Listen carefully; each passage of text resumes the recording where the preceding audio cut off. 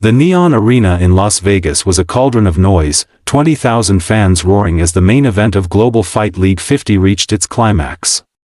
The octagon gleamed under the spotlights, sweat and blood staining the canvas. Tyson, Thunder, Malone, the 28-year-old light heavyweight phenom, was a wrecking ball, 17-0, with a highlight reel of knockouts that had made him the sport's newest bad boy. Tonight, he just flattened his opponent with a brutal overhand right, the ref waving it off at 2:17 of the third round.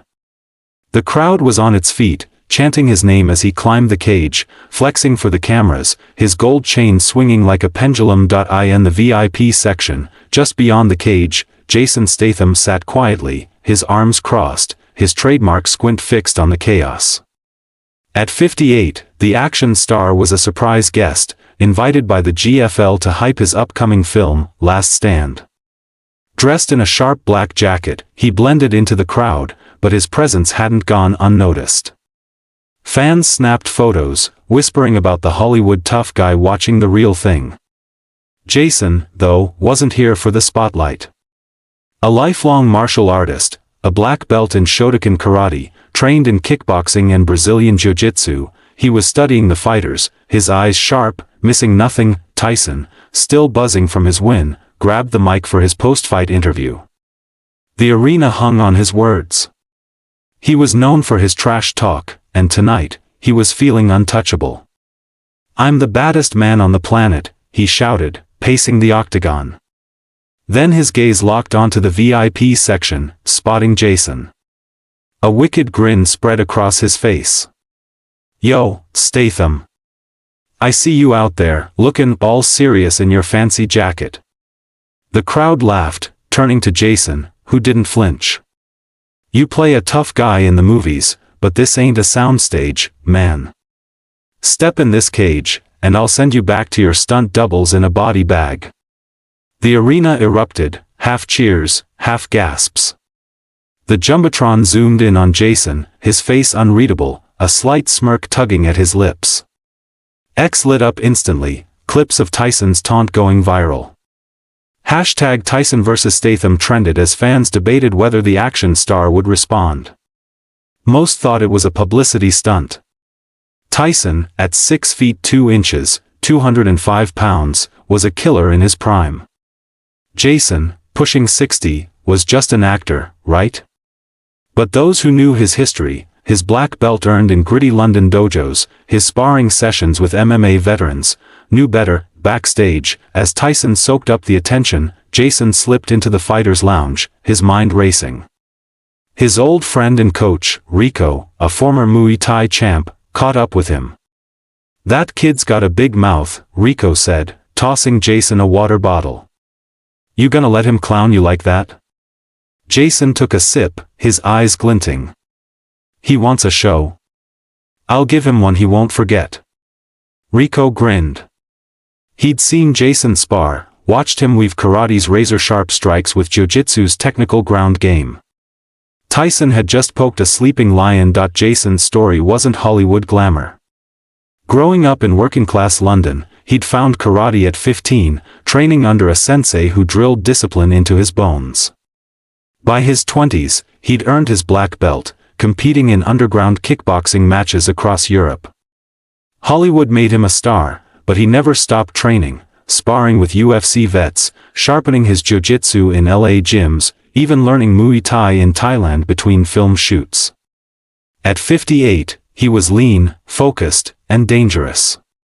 Tyson's challenge wasn't just an insult, it was a chance to prove what he was made of. The internet went wild.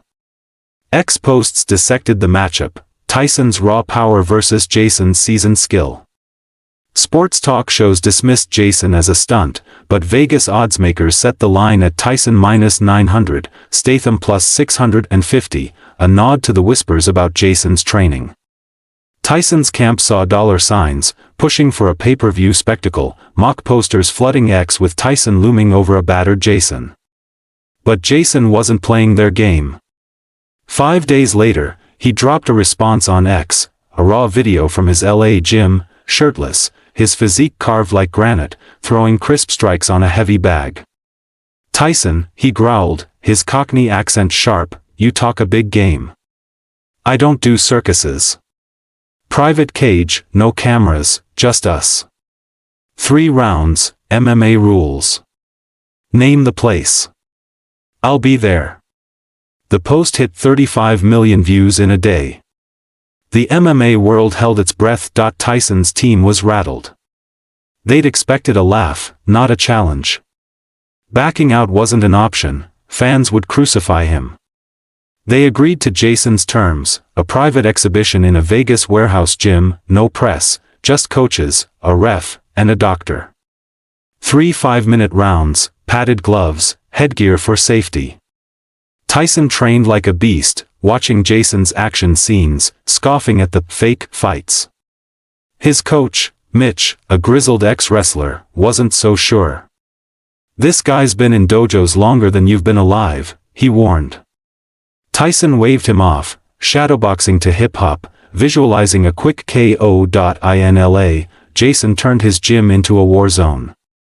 Rico brought in MMA pros to mimic Tyson's style, explosive strikers, aggressive grapplers. Jason drilled relentlessly, his karate footwork fluid, his jiu-jitsu counters instinctive. He studied Tyson's fights, noting the kid's power but reckless aggression. "He gets sloppy when he's mad," Jason told Rico, wiping sweat from his brow. "I'll make him mad." At night, he'd watch old karate tapes, reconnecting with the discipline that shaped him, his focus razor sharp, the build-up stretched over 3 months, tension crackling on X. Fans posted grainy clips of Jason training, his strikes a blur, while Tyson's camp leaked footage of him smashing pads, roaring for the camera. Pundits debated, could a 58-year-old actor hang with a champ? A retired fighter tweeted, "Statham's legit. Tyson's in trouble." The odds shifted, Tyson -750, Statham +550. Fight day arrived in a dusty Vegas warehouse, the cage stark under fluorescent lights. Tyson rolled in with his entourage, music blaring, his energy electric. He shadowboxed in the locker room, taunting, "Time to retire, Statham." Jason arrived alone, duffel bag over his shoulder, his face calm. Rico taped his hands, whispering, "Stay sharp, Jay.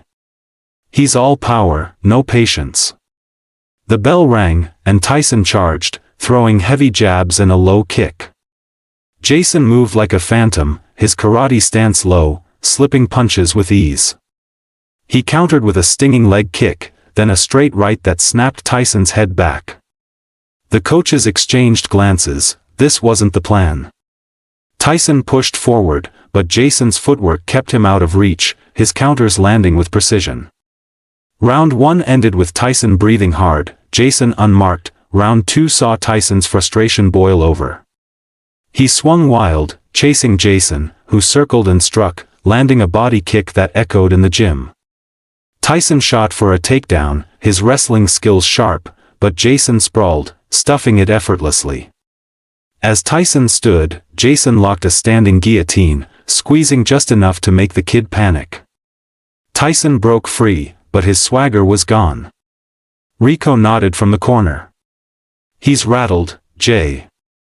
Keep him guessing." By round 3, Tyson was desperate.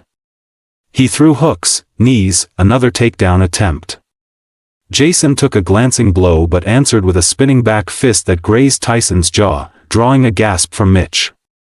As the clock ticked down, Jason clinched, landing short elbows, then pushed Tyson against the cage, whispering, "This ain't a movie, kid."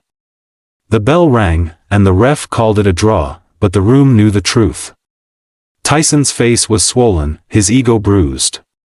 Jason's shirt clung to his sweat-soaked back, but he looked untouched. No footage leaked, but whispers spread like wildfire. X buzzed with second-hand accounts, Statham schooled him.